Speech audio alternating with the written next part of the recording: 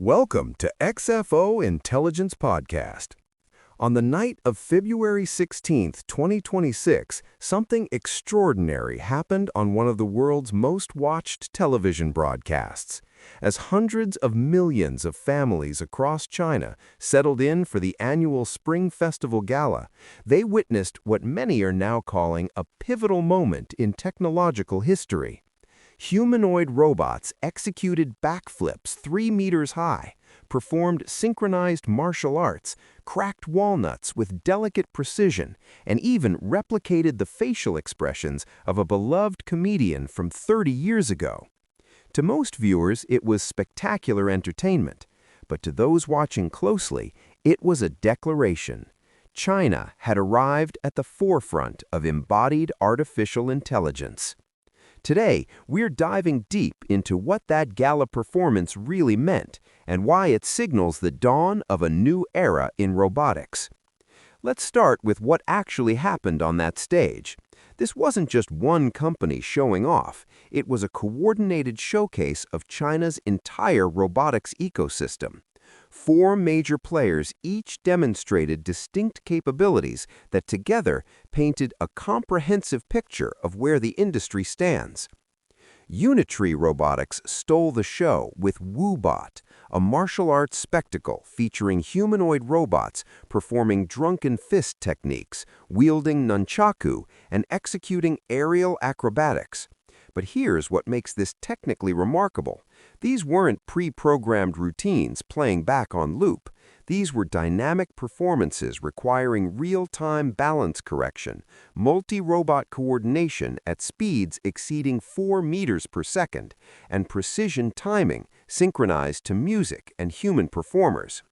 We're talking about dozens of machines repositioning in formation without collision, requiring sub-10 millisecond communication latency. That's cluster intelligence at scale. MagicLab took a different approach, integrating robots directly into mainstream entertainment. Their units performed alongside pop stars, achieving zero-error synchronization on rapid directional changes. More impressively, they demonstrated the industry's first continuous 360-degree rotational stunt for a humanoid under 1.6 meters tall. That maneuver requires sophisticated whole-body control algorithms managing angular momentum, ground contact forces, and recovery protocols simultaneously, a significant engineering achievement. Then there's Noetix Robotics, who did something fascinating at the intersection of technology and cultural memory. Their bionic humanoid was designed to replicate comedian Kai Ming, whose iconic 1996 gala role as a robot wife became a cultural touchstone. This robot employed 32 facial actuators, with 12 dedicated solely to mouth articulation, achieving lip sync accuracy within 20 milliseconds. This wasn't just engineering, it was a statement about the future of human-robot emotional connection. And finally, Galbot shifted the narrative from spectacle to utility. Their demonstration showed a humanoid performing domestic tasks, folding clothes, retrieving items, cracking walnuts, even skewering sausages for grilling. This highlighted a different kind of intelligence, not athletic prowess, but adaptive decision-making in unstructured environments. It's the pivot from what robots can do to what robots can learn to do. Now, what made these performances remarkable wasn't just that they happened, it's that they could happen at all, and at this scale. China's robotics industry has benefited from an unusual convergence. The same supply chain that produces electric vehicles is now powering robotics development. High-torque motors from EVs now drive humanoid actuators. Battery technology optimized for automotive range now powers robot endurance. Sensor suites developed for autonomous driving now enable robot perception. This is technological repurposing at industrial scale, and it's driving costs down dramatically. Industry analysts estimate several Chinese companies are targeting bill of materials costs below $20,000 for general-purpose humanoids, a price point that transforms robotics from laboratory curiosity to commercial viability.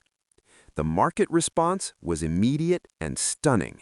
Within 2 hours of the gala's conclusion, e-commerce platforms reported a 300% surge in searches for humanoid robots, a 460% increase in customer inquiries, and a 150% jump in order volumes. 2 units of Galbot's G1 robot, priced at approximately 630,000 yuan, that's about 91,000 US dollars, sold out within minutes. But the real significance isn't consumer excitement, it's industrial adoption.